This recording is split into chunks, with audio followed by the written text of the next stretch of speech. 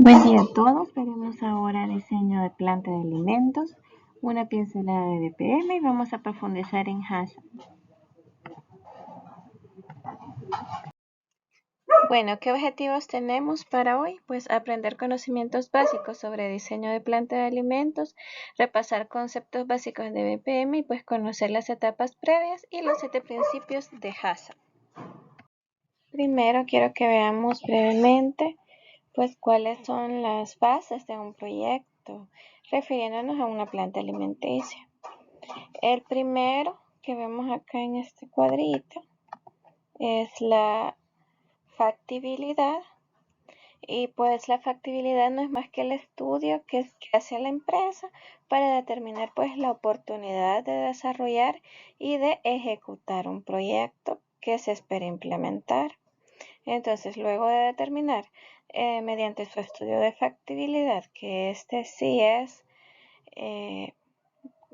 puede ser ejecutado e implementado este proyecto, entonces se sigue con la siguiente fase, que es el diseño preliminar. Una vez teniendo el diseño preliminar, pues nosotros podemos comenzar a trabajar en el diseño detallado de todo lo que va a contener y cómo va a ser el flujo de trabajo y todo lo que va a contemplar pues nuestra planta alimenticia. Luego de ya tener nuestro diseño detallado, pues esta etapa es la más larga, ¿verdad? Por eso está más ancho que el espacio, es la implementación, ¿verdad? Porque ya debemos comenzar a trabajar en nuestro proyecto. Y acá pues viene la puesta en marcha o commissioning en inglés. Entonces acá en la puesta en marcha ya es cuando ya tenemos nuestra planta ya montada y vamos a echar a andar nuestros equipos y hacer pues nuestras pruebas preliminares para verificar que todo esté en orden y como lo deseábamos. Para diseñar una instalación bien planificada, va a ser necesario que contemos con un resumen de proyecto adecuado y que sea súper claro. Entonces, ¿qué va a contener? Va a contener, pues, tenemos que tener claros qué productos son los que vamos a producir en la instalación, porque dependiendo de qué tipo de producto sea, así va a ser, pues, el diseño de la planta que vamos a implementar. Pues también tenemos que tener en mente el mercado y la ubicación donde se va a proveer nuestro servicio. También las cantidades proyectadas a producir y cuáles van a ser nuestras fuentes de materias primas. Tenemos que ya tener identificados nuestros proveedores y de preferencia pues certificados. También que tenemos que tener claros los volúmenes de productos que vamos a requerir al inicio y tenemos que proyectarnos no solo de aquí al siguiente año, sino que de preferencia hacer un plan en 5 años. También debemos considerar que podemos expandirnos en ese periodo. Debemos tener en cuenta las listas de ingredientes, las fórmulas de las muestras que vamos a producir y pues la combinación probable de algunos productos que vayamos a producir. También tenemos que tener una breve descripción de nuestro proceso, requisitos del empaque, tipos, tamaños, formatos. También el tipo de material que se utilice para envasar el producto, que sea GRAS, o sea, Generally Recognized as Safe. Entonces, tiene que ser aprobado los materiales para contacto con alimentos. Y tenemos que tener en cuenta futuros desarrollos en caso pues deseemos expandirnos. La verdad es que esa visión se tiene que tener siempre que se va a construir algo, ya sea que les estoy hablando de una industria alimenticia o de un laboratorio de control de calidad. Hay que pensar más allá porque luego nos vamos expandiendo y ya no tenemos espacio para colocar nuestros equipos. Entonces todo esto hay que tomarlo en cuenta. El resumen de proyecto lo vamos a utilizar como base a partir de la cual vamos a desarrollar el diseño conceptual de nuestra planta. Un diseño conceptual entonces va a contener algunos aspectos como las impresiones del artista y por eso les he colocado esta imagen acá. Vamos a contener, o sea, cómo es que se piensa diseñar la planta. También podemos utilizar visualización y simulación por computadora para tener un modelo de realidad virtual de cómo lo queremos. Tenemos que tener varias opciones de diseño, hacer un análisis y revisión de los beneficios que nos provean los diferentes diseños y evaluar pues los temas críticos, ¿verdad? Tenemos que tener en cuenta que nuestra planta no esté cerca de, por ejemplo, botaderos de basura o de vertientes contaminadas o de un área demasiado con demasiada vegetación, porque eso pues va a traer plagas. Acá pueden ver un ejemplo de un modelado de planta en 3D y pues así es como se van diseñando. Vamos a, a crear el flujo como lo tenemos pensado para tener una mejor idea de cómo va a ser nuestro proceso y así podemos ir viendo oportunidades de mejora, ¿verdad? Estructuras que podemos cambiar de posición para tener un flujo que nos permita evitar la contaminación cruzada, sobre todo, ¿verdad? Acá pueden ver que va entrando la materia prima sin mayor manipulación, que en este caso asumo que son atunes. Aquí pasan por un proceso de limpieza, aquí ya están limpios y pues luego van al área de empacaje. Y allá salen, ¿verdad? Ya empacados para su distribución. Este es un diseño súper corto, solo para ejemplificar. Pero la idea es esa, ¿verdad? Que sepamos cómo se pueden usar este tipo de herramientas para poder crear nuestros flujos de trabajo y poder hacer cambios a tiempo, antes de que empiece la construcción.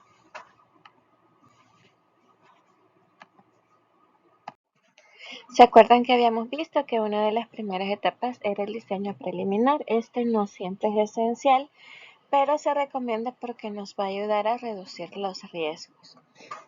Entonces el objetivo va a ser desarrollar y entregar un plan de sitio, un diseño básico, la especificación del proceso, los diagramas de flujo del proceso, especificaciones de los equipos, por ejemplo, cómo debe ser nuestro equipo para pesado, para cortado, etc. Una lista de los equipos que vamos a necesitar, un plan de servicios públicos y sus requisitos, o sea, si requerimos vapor de agua fría, agua caliente, gas, electricidad, congeladores, áreas refrigeradas o habitaciones y aire comprimido. También en el diseño preliminar debemos contemplar y no olvidar el costo estimado de nuestra planta alimenticia. Me pareció importante colocarles como ejemplo cómo se pueden hacer unos diagramas de flujo del proceso, porque es parte de nuestro diseño preliminar, ¿verdad? En este que ven a su izquierda, pues es un diagrama de flujo para producción de papas, o sea, pero para el procesamiento de papas sería porque se produce el almidón en gránulos, las papas se transforman así como en hojuelas y también se puede fabricar otros materiales con las papas. Entonces acá les va explicando cómo va el proceso paso a paso. A mí me gustó más el que está a la derecha porque es un proceso bien simplificado. Es un diagrama de flujo bien simplificado del proceso del procesamiento para elaborar la pasta de tomate. Entonces, en el 1, acá este es el depósito de agua. El segundo es la preselección y el cargado de los tomates. Pues luego viene en el 3 el lavado. Después se hace la clasificación de los tomates. Luego en el 5 viene el aplastado. Luego va el calentamiento. Luego va el colado. Acá va el colado. Luego que ya se coló la pulpa, pasa a un almacenamiento preliminar. Luego pasa por un condensador barométrico, una bomba aspiradora para que lo lleve al tanque de concentración.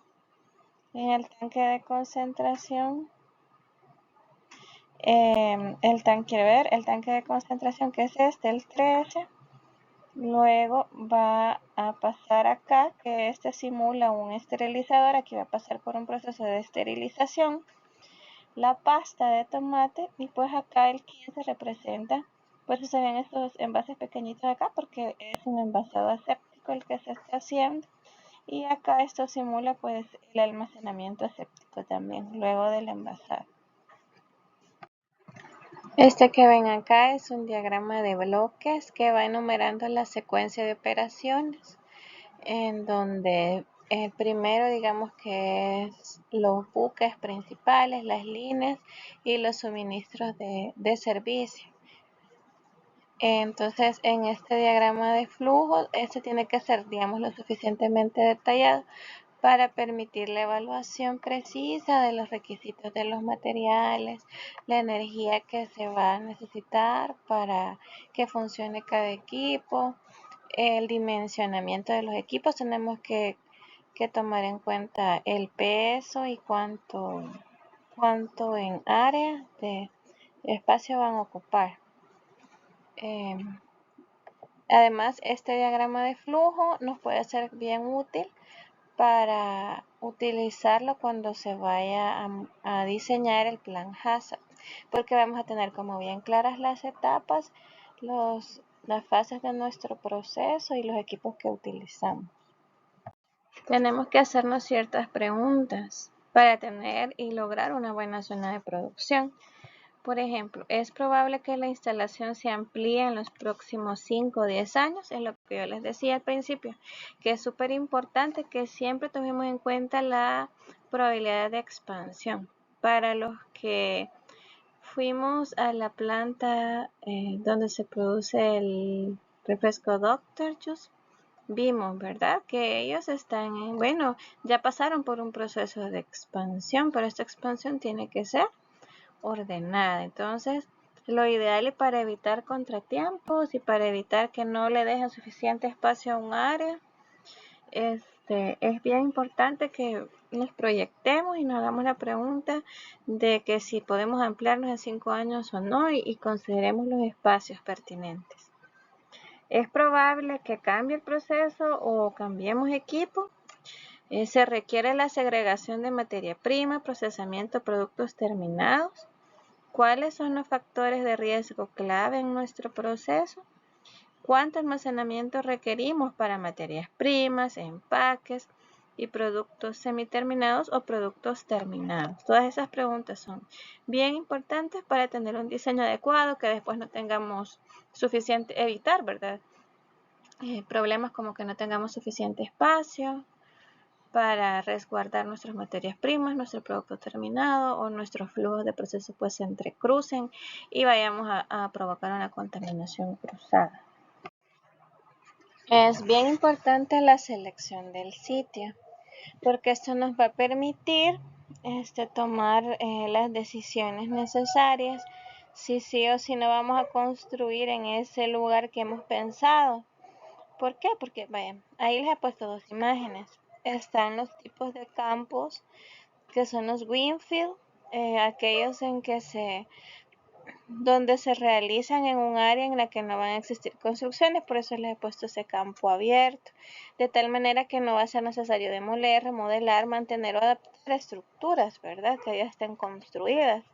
Generalmente los proyectos greenfield son los que son preferidos por los constructores, a diferencia de los brownfield.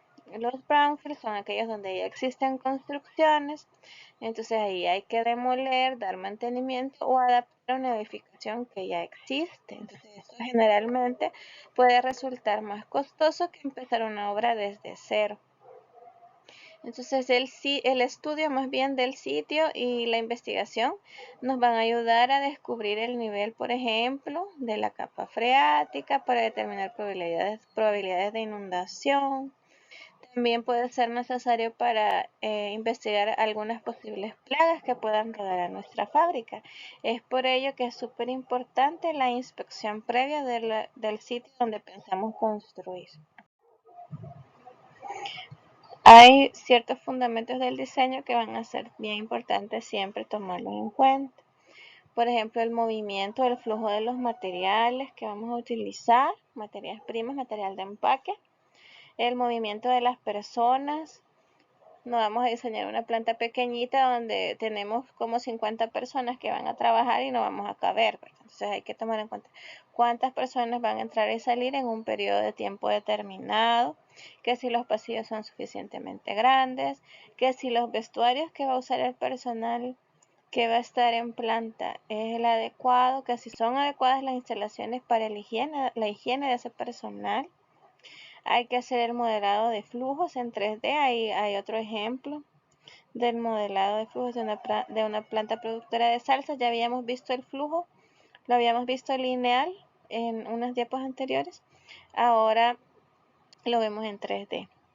Entonces, otro fundamento importante pues son las condiciones de almacenamiento. Por lo general se consideran 4 tipos de condiciones de almacenamiento que van a ser necesarias, ¿verdad? Esto dependiendo del ingrediente y de los materiales de empaque. Entonces puede ser que se almacene a temperatura ambiente, en un ambiente controlado, ¿verdad? Con aire acondicionado o una humedad controlada, en un ambiente refrigerado que va a ir de 0 a 8 grados o de 2 a 8 grados. El congelado que va a ir desde menos 10 a menos 40, por ejemplo, grados Celsius. Respecto al área de producción, el estado físico de las materias primas con las que trabajemos y los productos, si son líquidos o sólidos, esto nos va a afectar en el diseño de la planta, o sea, depende de que si vamos a tener una producción seca o producción húmeda, así vamos a hacer como se va a diseñar nuestra área de producción. Por ejemplo, en una producción húmeda, tenemos que tomar en cuenta que tienen que haber drenajes porque va a ser una limpieza húmeda la que vamos a realizar y no vamos a permitir que esa agua se estanque. También pueden haber áreas limpias en la fábrica. Entonces, ¿a qué le llamamos área limpia en una industria alimenticia? Entonces, es el área más limpia de la fábrica y es donde se lleva a cabo el procesamiento y el llenado o el empaque. Entonces, si yo les pregunto qué se considera área limpia en la industria de alimentos, es el área donde se llevan a cabo el procesamiento, el llenado o el empaque, ¿verdad? De los alimentos.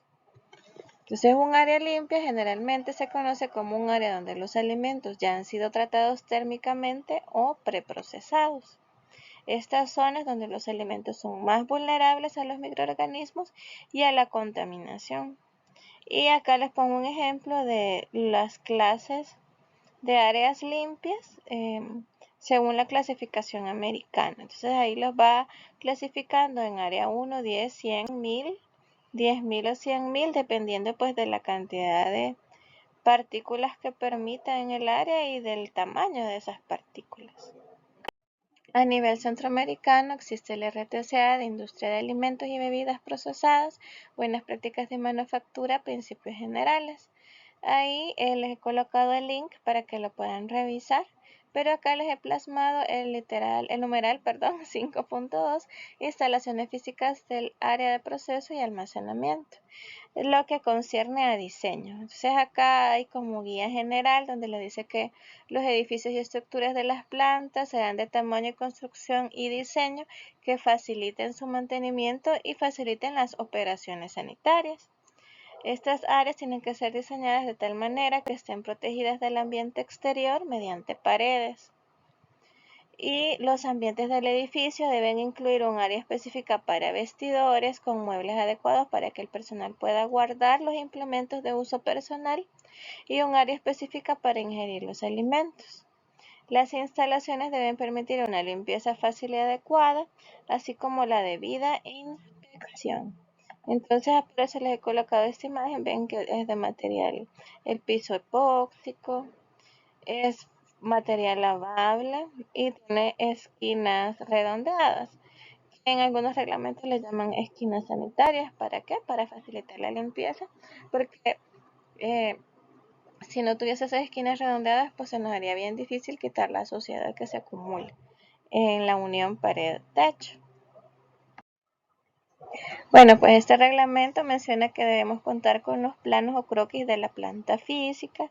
Se debe disponer del espacio suficiente para cumplir satisfactoriamente todas las operaciones de producción, los flujos de procesos productivos, que sean flujos de procesos productivos separados, que contemplen pues la colocación del equipo y las realizaciones de las limpiezas de esos equipos, que se facilite la limpieza de los equipos. Por ejemplo, si un equipo está demasiado unido, o sea, demasiado contiguo a la pared, no va a dejar espacio para que se le pueda dar mantenimiento y limpieza. Eso es bien importante. Los espacios de trabajo entre el equipo y las paredes deben ser de al menos 50 centímetros, o sea, medio metro, ¿verdad? En el área de producción no se va a permitir nada que sea de madera. O sea, generalmente en área de producción se trabaja con acero inoxidable. Y como les decía, las paredes, las uniones entre pared-pared o pared-piso deben ser cóncavas para facilitar la limpieza. Normalmente le llaman curva sanitaria, pero lo correcto es llamarle como unión cóncava. El piso debe ser epóxico, o sea, liso, impermeable, fácil de limpiar. Y la pared también debe ser aséptica, fácil de limpiar, de material fácil de limpiar y no tóxico. El laboratorio de control de calidad puede existir en una planta de alimentos. Este debe tener una sección microbiológica para determinar los niveles de higiene. Acá les he colocado un ejemplo de cómo puede ser el flujo de trabajo en un laboratorio de control de calidad. Aquí se da la recepción de las muestras, luego viene el área de custodia de las muestras, eso quiere decir que aquí se van a resguardar, refrigeración, congelación a temperatura ambiente dependiendo de lo que se requiera. Luego pasa acá, aquí va a ser el área de pesaje de las muestras. Luego de haberlas pesado se van a pasar por esta ventanita para que el personal que esté acá comience a hacer la siembra correspondiente de las muestras. Luego de hacer la siembra, se pasan por acá y lo que vamos a hacer acá es pasar al área de incubación. Aquí hay una incubadora, aquí hay otra incubadora, van a haber baños María, donde dependiendo de lo que requiera, pues si va en baño de María, incubadora, se va a colocar donde corresponda. Y acá pueden ver que aquí dice depósito de material sucio, depósito de material sucio. Lo que se busca es que el material sucio se saque por un extremo y no se entrecruce con el material limpio. Lo que se debe buscar en un laboratorio microbiológico es que tenga un flujo unidireccional. ¿Por qué? Porque si tenemos flujos entrecruzados también va a haber contaminación cruzada. Vamos a contaminar lo limpio con el material sucio. Entonces, todo lo sucio debe salir por otro flujo, ¿verdad? Entonces, acá va lo sucio, acá va lo sucio. Acá, como el diseño es bien grande, se lo he tenido que cortar. Pero digamos que luego de pasar del área de incubación, paso a mi área de identificación bioquímica. Aquí voy a hacer las correspondientes pruebas bioquímicas para poder identificar las bacterias sospechosas. Acá ven que hay aquí dice Vitec Compact. Entonces este es un equipo que se los pienso explicar en clases posteriores, pero también sirve para identificación microbiana y es súper bonito porque le da resultados más rápidos y se trabaja hasta con 64 pruebas bioquímicas. Esto tiene más pruebas bioquímicas que las API o las REMEL. Entonces, acá, ¿verdad? Está mi área de identificación. Acá siempre voy a sacar el material contaminado para no crear contaminación cruzada. Acá va a haber otro pasillito donde yo puedo pasar al área de extracción de ADN, si se tuviese biología molecular en el laboratorio, ¿verdad? Y un área de amplificación. Tenemos que tener áreas separadas. El área de extracción va a ser aparte, el área de extracción de ADN tiene que ser separada físicamente del área de ampliación y visualización del ADN.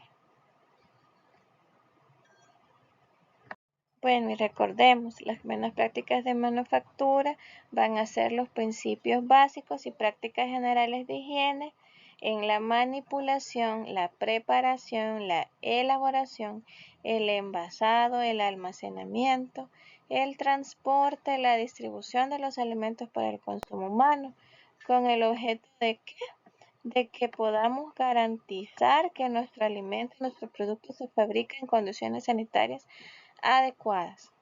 Entonces, las condiciones de infraestructura eh, y procedimientos establecidos se van a considerar pues dentro de nuestras buenas prácticas de manufactura. ¿Qué contienen las buenas prácticas? El mantenimiento de áreas, equipos e instalaciones, la operación con personal calificado, que tengamos el control y manejo de los residuos, de los vertimientos y emisiones, que sepamos identificar y controlar los riesgos de contaminación, que llevemos un control y seguimiento de los procesos de distribución y pues la gestión documental y de nuestros registros va a ser sumamente importante porque lo que no está escrito no se ha hecho.